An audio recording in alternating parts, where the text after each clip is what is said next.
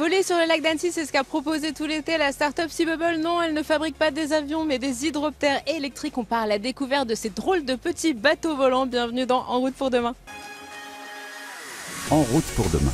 Présenté par Pauline Ducamp sur BFM Business et Tech Co. Nous voici en Haute-Savoie pour ce nouveau numéro d'En route. Tout l'été, la start-up Seabubble a proposé des rotations sur le lac d'Annecy dans de petits engins volants. Ce ne sont pas des avions, ce sont des hydroptères électriques. Notre reporter Essia Lacroix a fait la traversée. Elle nous emmène avec elle. En route pour demain. L'essai. Aujourd'hui, on est au bord du lac d'Annecy et on va faire une traversée d'une vingtaine de minutes à bord de ce taxi Bubble. C'est parti!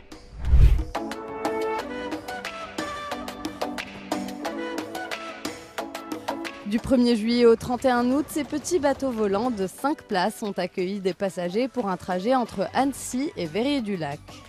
Avec 2 allers-retours par jour, les places au prix de 9 € par adulte et 4 € pour les enfants sont parties très vite. Le paiement se fait d'ailleurs par un système de SMS comme dans un bus.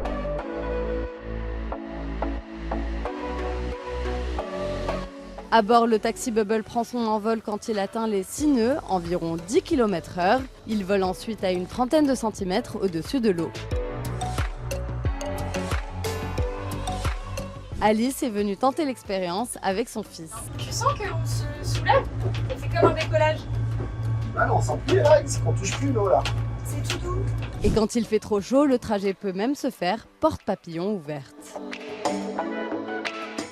Comme le Seabubble est électrique et qu'il ne touche quasiment pas l'eau pendant toute la traversée, eh bien c'est très silencieux et il n'y a pas de vagues. Donc Pauline, plus d'excuses de mal de mer pour ne pas nous rejoindre.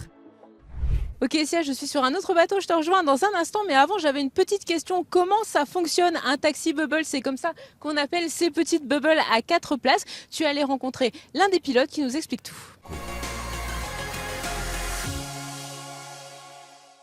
Et oui Pauline, je suis partie faire un petit tour en taxi Bubble avec Cyril Mohen qui est le directeur général adjoint de Seabubble. Bonjour Cyril. Bonjour Essia. Alors Cyril, comment ça marche un taxi Bubble? C'est quoi? Expliquez-nous tout. Le taxi Bubble, c'est notre bubble de 5 places. Donc c'est un bateau à foil électrique. Un foil, qu'est-ce que c'est? C'est une aile sous-marine qui permet au bateau de se lever au-dessus de l'eau. L'intérêt, c'est de réduire le frottement sur l'eau, de réduire l'énergie nécessaire au déplacement. L'autre avantage, c'est de ne plus produire de vagues autour de nous. Plus de sillage, donc plus de vagues qui veulent venir dégrader les berges, ici sur ce magnifique lac d'Annecy. Et bien sûr, l'avantage d'être au-dessus de l'eau, c'est de ne plus sentir nous-mêmes les vagues, donc plus d'impact au déplacement. Quelle est la différence en termes de pilotage avec un bateau classique, donc thermique ou électrique?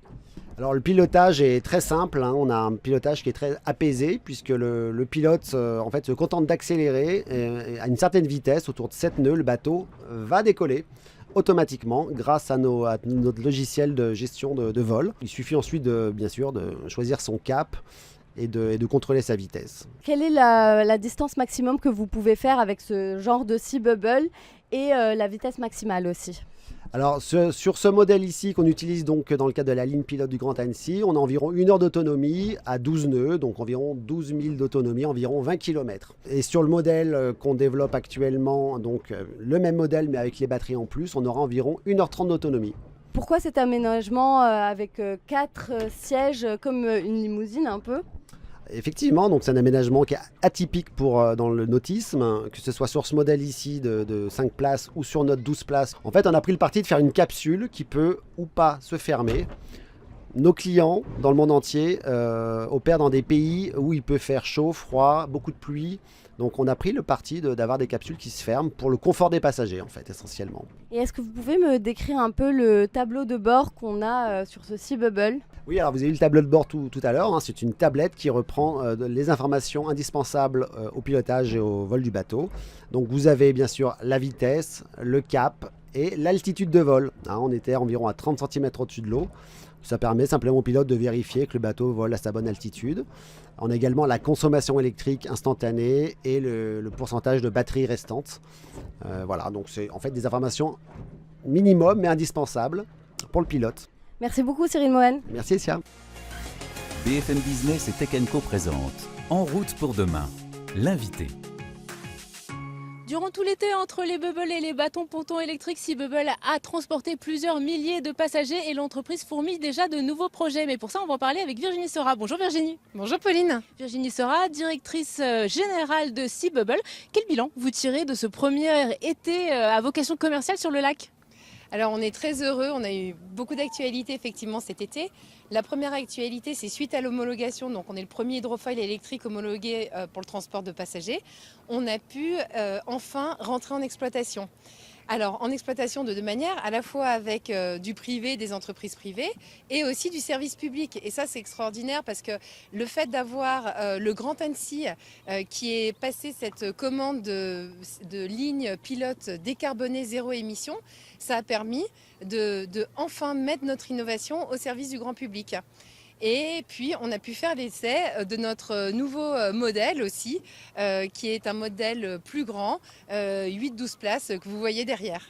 Justement, alors tout le côté technique et les innovations futures, on va en parler dans un instant. Mais Virginie, qu'est-ce que vous avez testé techniquement ? Pourquoi c'était important d'ouvrir une ligne commerciale avec des vrais passagers ?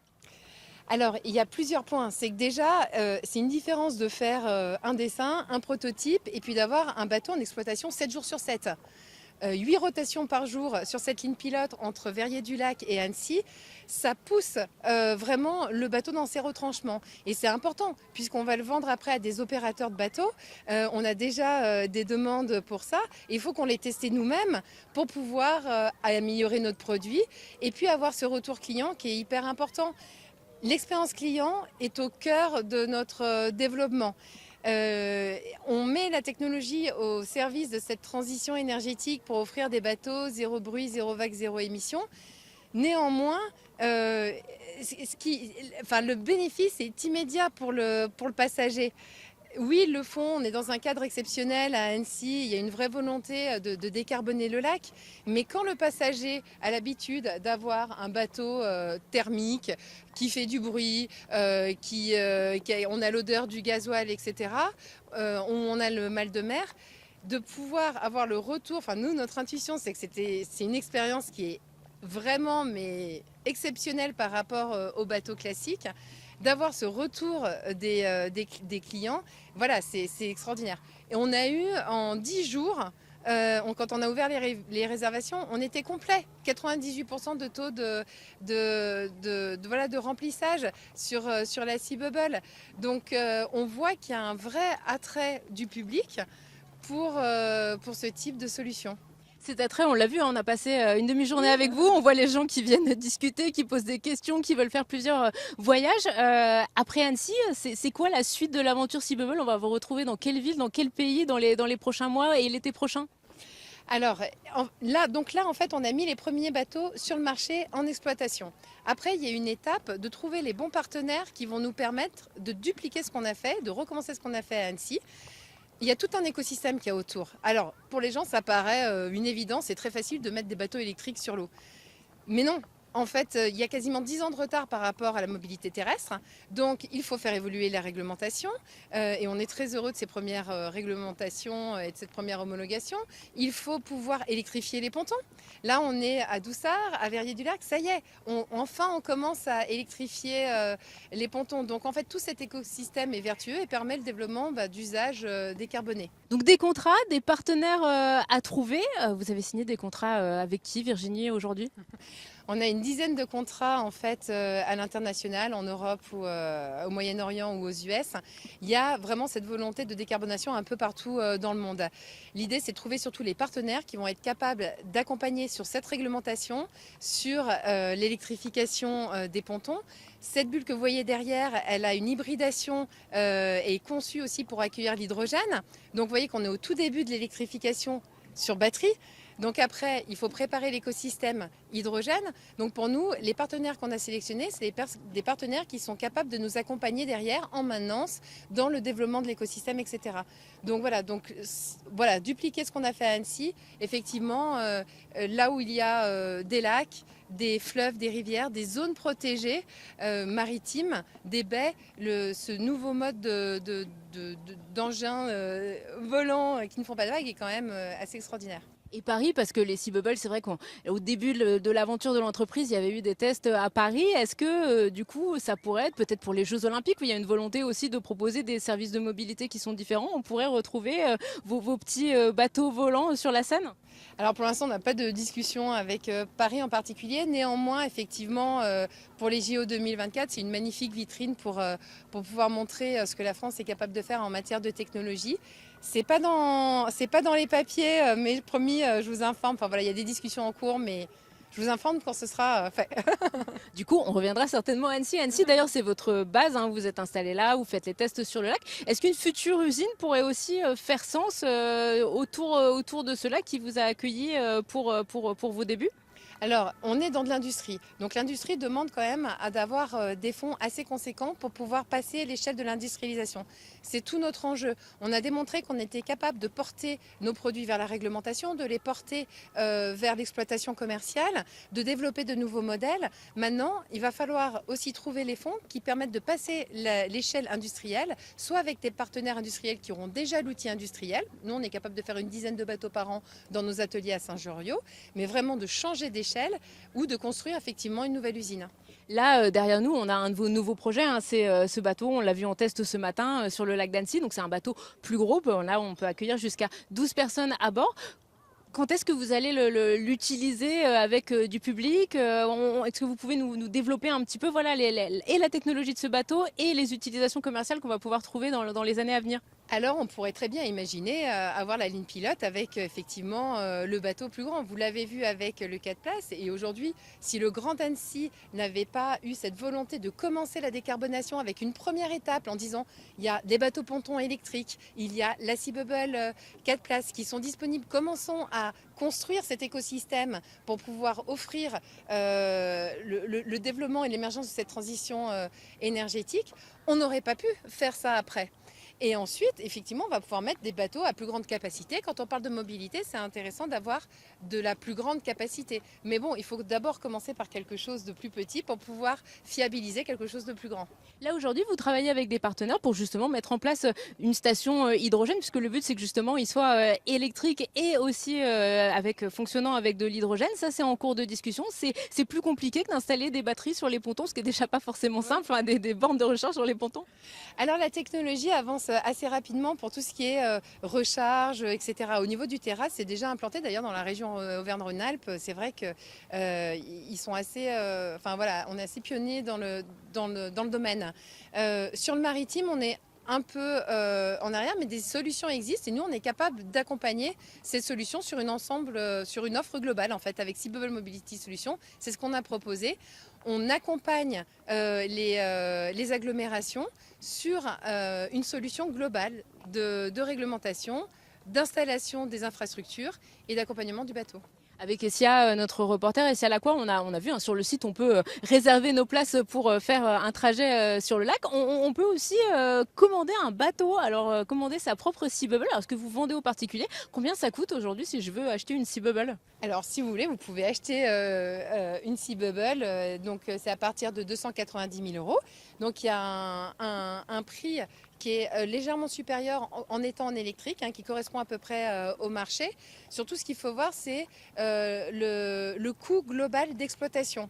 Typiquement, sur une ligne comme le Grand Annecy, on a à peu près économisé 100 tonnes d'émissions carbone, mais aussi 38 à 40 000 € de gasoil. Si on avait dû faire cette ligne avec des bateaux thermiques, il y a ce coût-là qu'il aurait fallu prendre en considération. Donc il faut voir avec l'électrique, avoir une vision plus sur le coût d'exploitation global. Justement, 250 000 €, vous prenez en compte après derrière finalement le prix d'achat, mais finalement il faut regarder le TCO. Vous pensez que c'est aujourd'hui un prix plancher ou l'idée c'est justement de monter en capacité et d'avoir des économies d'échelle pour le vendre encore moins cher?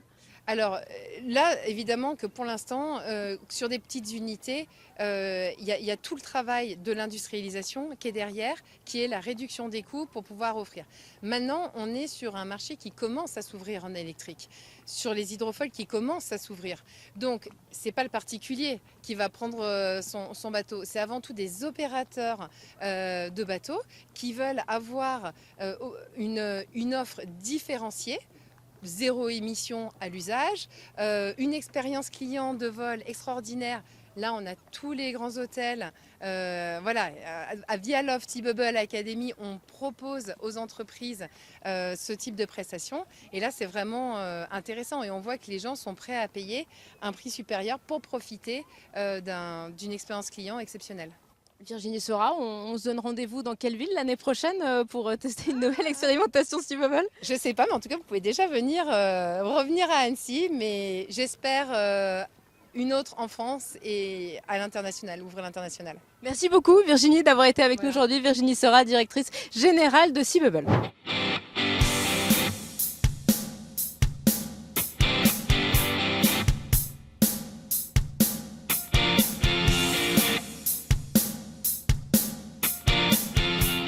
Voilà, ce En route pour demain spécial Sea-Bubble depuis le lac d'Annecy, c'est déjà fini. Merci à tous de nous avoir suivis. Merci à notre reporter Essia Lacroix, à notre productrice Laure Poulquier. Moi, je vais aller faire un petit tour sur le lac. À la semaine prochaine. En route pour demain, la mobilité sous toutes ses formes sur BFM Business et Tech & Co.